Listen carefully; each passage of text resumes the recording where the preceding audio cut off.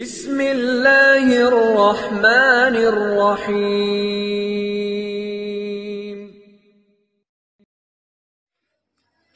بسم اللہ الرحمن الرحیم وبہ نستعین۔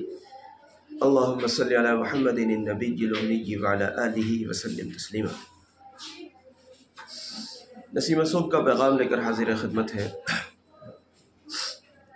ہمارے بعض حضرات کہتے ہیں کہ ہم پہلے بہت زیادہ درود شریف پڑھ رہے تھے، بیچ میں تساہل ہو گیا، چھوٹ گیا، کمی آ گئی، کیفیات میں کمی آ گئی۔ پہلے بڑی اچھی کیفیات تھیں، اب کیفیات میں کچھ سمجھ نہیں آ رہا ہے، اب درود شریف پڑھنے میں لطف نہیں رہ گیا ہے، فلاں فلاں فلاں فلاں اس طرح کی باتیں کرتے ہیں۔ میں آپ سے ایک بات عرض کرنا چاہتا ہوں، کیفیات آپ کو مل رہی ہیں، آپ شوق میں پڑھ رہے ہیں، کیفیات کسی بھی وجہ سے متاثر ہو گئی، آپ کا شوق متاثر ہو گیا، یہ بالکل درست طریقہ نہیں ہے۔ آپ کو کیفیات مل رہی ہیں تب بھی جاری رکھنا ہے، آپ کو بائی دی وے کسی بھی وجہ سے آپ کی کیفیات متاثر ہو گئی ہیں، اس وقت میں بھی جاری رکھنا ہے۔ یعنی کیفیات اصل مطلوب نہیں ہے، کیفیات مقصود نہیں ہے کہ صاحب کیفیات ملیں گی تو ہم پڑھیں گے، کیفیات نہیں ملیں گی تو ہم نہیں پڑھیں گے یا من مار کر پڑھیں گے۔ دیکھو، ذکر و درود کا یہ سبق یہ تو موت کے آخری سانس تک کے لیے ہے۔ موت کے آخری کہ حدیث میں پہلا کلام کلمہ طیبہ، آخری کلام کلمہ طیبہ، جس کا ہوگا اس کے لیے کیسی بشارتیں ہیں۔ تو کیا کہا گیا؟ گویا کہ جب زبان کھلی تو ذکر سے کھلی، جب زبان بند ہوئی موت کے ساتھ تو ذکر پر بند ہوئی۔ یعنی ذکر اور درود یہ تو زندگی کے آخری سانس تک ہے، چاہے آپ کو لطف آ رہا ہے چاہے آپ کو لطف نہیں آ رہا ہے۔ اور لطف نہ آنے کی جو بات ہے، ایسی کوئی بات نہیں ہے کہ جی لطف نہیں آ رہا۔ کبھی ہم سے کوئی ایسی غلطی ہو جاتی ہے، کبھی کوئی گناہ ہو جاتا ہے، کبھی کسی عمل میں کوئی ایسا تساہل ہو جاتا ہے، جیسے ہماری نماز میں کچھ سستی ہو گئی، یا کسی کو ہم نے کچھ زبان سے کچھ سخت و سست کہہ دیا، یا بائی دی وے بازار میں گئے اور پتہ نہیں کیا کیا ہوتا ہے دنیا داری میں، پتہ نہیں ہم سے کیا غلطی ہو گئی جو ہماری کیفیات متاثر ہو گئی۔ تو ان چیزوں سے گھبرا کر اپنے ذکر کو، اپنے درود کو نہ تو کم کرنا ہے نہ متاثر ہونا ہے، بلکہ جو کیفیات متاثر ہوئی ہیں وہ کیفیات آپ کے ذکر و درود، استغفار وغیرہ وغیرہ ان اعمال کی برکت سے ہی بحال بھی ہوں گی انشاءاللہ۔ اس لیے لگے رہیے، پریشان نہ ہوئیے، جمے رہیے، پڑھتے رہیے۔ یہ آپ کا ذکر کرنا، یہ آپ کا درود پڑھنا، یہ آپ کی یقینی ترقی کا ذریعہ ہے انشاءاللہ۔ کہ اللہ رب العزت کے یہاں درود شریف ایک ایسا عمل ہے جو رد ہوتا ہی نہیں ہے۔ ہمیں نہیں پتہ ہماری تہجد قبول ہوئی نہیں ہوئی، ہمیں نہیں پتہ ہماری نماز قبول ہوئی یا نہیں ہوئی، ہمیں نہیں پتہ ہمارے دوسرے اعمال کون سا قبول ہوا کون سا رد ہو گیا، اللہ بہتر جانتا ہے۔ فرماتے ہیں کہ ایک نماز تو وہ ہے جو اللہ کے قرب کا سبب ہے، اور ایک نماز وہ ہے جو اللہ سے بعد کا سبب ہے۔ کبھی تو نماز اللہ سے قریب کر دیتی ہے اور کبھی نماز اللہ سے دور کر دیتی ہے۔ کیا مطلب؟ اگر نماز اس لائق ہے، واقعی نماز ہے، تو وہ اللہ سے قریب کر دیتی ہے، اور بندے کا سر تو سجدے میں رکھا ہوا ہے، وہ سوچ رہا ہے دنیا جہان کی بات، تو یہ نماز پھر ہو نہ ہو یہ وہ نماز ہے کہ جو خدا نہ خواستہ یہ نماز کہیں اللہ سے دور نہ کر دے۔ تو ہمیں نہیں معلوم ہماری نماز کس لیول کی تھی، آیا اللہ سے قریب کرنے والی تھی یا اللہ سے دور کرنے والی تھی؟ نماز کبھی تو اس کو لے جایا جاتا ہے مقبول ہونے کے طور پر، اور کبھی اس ردی کے کپڑے میں اور ایسے ہی اسے بیکار بنا کر اس کے منہ پر مار دیا جاتا ہے۔ یہ نماز ہے ہی نہیں اس لائق جو اس کو لے جایا جائے۔ کوئی گارنٹی نہیں ہماری نماز کا کیا بنا، ہمارے روزے کا کیا بنا، لیکن درود شریف ایک ایسا عمل ہے جس کے متعلق یہ فرمایا جاتا ہے یہ تو قبول ہی ہے، چاہے آدمی دکھاوے کے لیے بھی پڑھتا ہے، یہاں تک بھی کہا گیا کہ اگر نفاق کے ساتھ بھی پڑھتا ہے تب بھی قبول ہے۔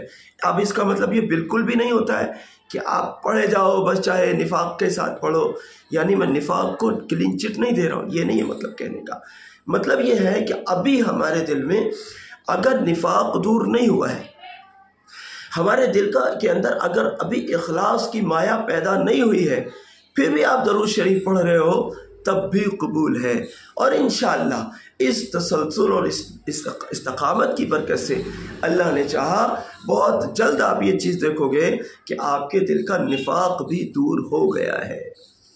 درود شریف کی برکت سے، ذکر کی برکت سے نفاق کب دور ہو گیا آپ کو پتہ ہی نہیں چلے گا۔ آپ کو پتہ ہی نہیں چلے گا کب میں منافقت سے نکل کر اور میں مومن بن گیا ہوں، آپ کو پتہ ہی نہیں چلے گا۔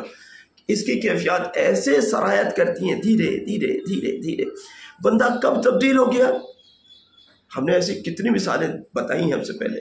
بندہ پہلے جمعے کی نماز بھی نہیں پڑھ رہا، اللہ کی توفیق سے درود شریف پر آ گیا، تو پھر جمعے کی نماز بھی لو اور صاحب دوسری نمازیں بھی لو اور دوسری اچھائیاں بھی اس میں آ گئیں، اور چلتے پھرتے بھی ذکر یا درود شریف اس کے اندر، یعنی زندگی تبدیل ہو گئی۔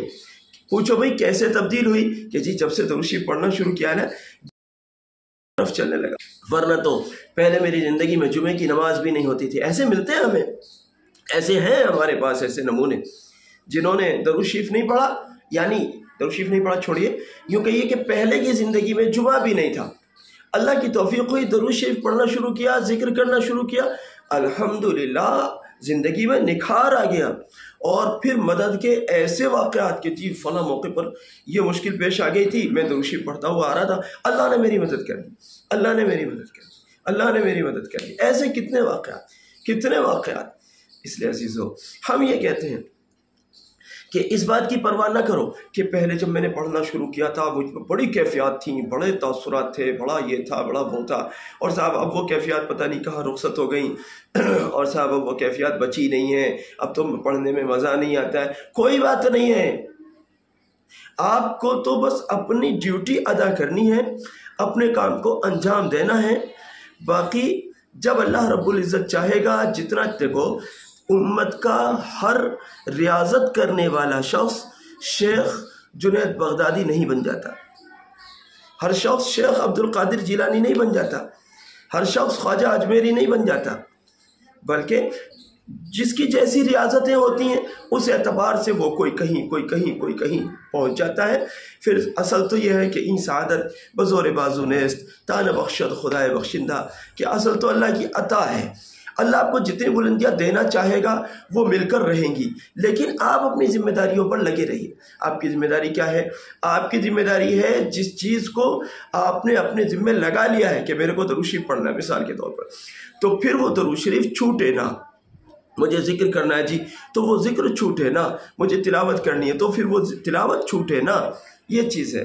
ایسا نہیں جی آج بڑا مزہ آ رہا تھا تو ہم نے 500 کے بجائے بھی 5000 پڑھ ڈالا، اور کل کو ذرا طبیعت میں نشاط نہیں تھی تو 5000 کے بجائے 500 بھی نہیں رہا، یہ نہیں ہے بات بڑھیا، بلکہ تسلسل کے ساتھ پڑھتے رہیے، چلتے رہیے، جمے رہیے، بڑھتے رہیے، چڑھتے رہیے۔ اللہ نے چاہا ضرور وہ وقت آپ کی زندگی میں آئے گا انشاءاللہ کہ آپ دنیا والوں کی نگاہ میں ایک مثال بن جائیں گے۔ حالانکہ دنیا والوں کی نگاہوں میں مثال بننا یہ ہمارا مقصود، یہ ہمارا مطلوب نہیں ہے، لیکن پھر بھی بہرحال جب خوشبو ہوتی ہے تو صاحب مہکتی ہے، اور درود شریف پڑھنے والے، ذکر کرنے والے، یہ تو اس زمین کی خوشبوئیں ہیں۔ حدیث میں ہے نا، جیسے ہم آسمان کے تاروں کو دیکھتے ہیں، ایسے ہی آسمان والے ان گھر والوں کو، ان گھر کو، ان افراد کو دیکھتے ہیں جو اللہ کا ذکر کثرت سے کرتے ہیں۔ آئیے پھر ہم نیت کرتے ہیں انشاءاللہ، چاہے کیفیات ہماری کچھ بھی ہو، کبھی کم ہوتی ہیں کیفیات، کبھی زیادہ ہوتی ہیں۔ حضرت حنظلہ رضی اللہ عنہ گھر سے نکلتے ہیں، کہتے ہیں ارے میں تو منافق ہو گیا۔ دوسرے صحابہ ملتے ہیں، کیا ہو گیا حنظلہ؟ کہ میں تو منافق ہو گیا۔ ہوا کیا ہے؟ ہوا یہ ہے کہ نبی صلی اللہ علیہ وسلم کی مجلس اقدس میں ہوتا ہوں تو بڑی کیفیات ہوتی ہیں، اور مجلس اقدس سے باہر نکلتا ہوں تو پھر وہ کیفیات پتہ نہیں کہاں چلی جاتی ہیں۔ دیکھو جب نبی صلی اللہ علیہ وسلم کی مجلس اقدس کا یہ حال ہے کہ وہاں بیٹھنے پر کیفیات کہیں سے کہیں پہنچ جاتی ہیں، پھر بیوی بچوں میں کاروبار میں مشغول ہو جاتے ہیں، تو ظاہر ہے کہ کیفیات تو رہتی ہیں، صحابہ ہیں اور پھر کیفیت بھی مجلس رسول صلی اللہ علیہ وسلم کی ہیں، تو کیفیات تو رہتی ہیں لیکن اس درجے کی نہیں رہتی ہوں گی، ظاہر ہے، تو اس سے صحابہ پریشان ہو رہے ہیں۔ تو آپ کو بھی سن لیجئے، آپ درود شریف پڑھ رہے ہیں، ذکر کر رہے ہیں، کیفیات تو رہیں گی، بھلے اس درجے کی نہیں رہیں گی، تو آپ اپنے کام میں لگے رہیے، دھیرے دھیرے دھیرے دھیرے انشاءاللہ آپ ان کیفیات کے عادی ہو جائیں گے۔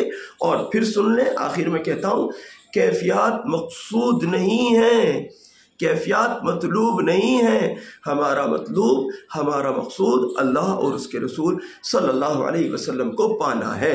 اب وہ جتنی کیفیات چاہیں، جو انعام چاہیں وہ عطا فرمائیں گے، یہ کام ان کا ہے، ان کے حوالے چھوڑ دیجئے، اللہ جو چاہے گا عطا فرمائے گا۔ ٹھیک ہے، میرے خیال سے یہ بات شاید میں اچھے سے سمجھا پایا ہوں گا اور آپ سمجھ پائے ہوں گے۔ بہرحال اگر بات سمجھ آئی ہے تو اس کو گرہ سے باندھ لیجئے، سمجھ میں نہیں آئی ہے تو پھر اب کمنٹ کا راستہ کھلا ہے، آپ کمنٹ کے ذریعے سے اپنی جو باتیں سمجھ میں نہیں آتی ہیں وہ پوچھ لیا کریں۔ اللہ تعالیٰ آپ کو برکتیں عطا فرمائے، ہمارے اس پیغام کو ساری امت تک پہنچانے میں ہمارے معاون بنے۔ جزاک اللہ۔ السلام علیکم ورحمۃ اللہ وبرکاتہ۔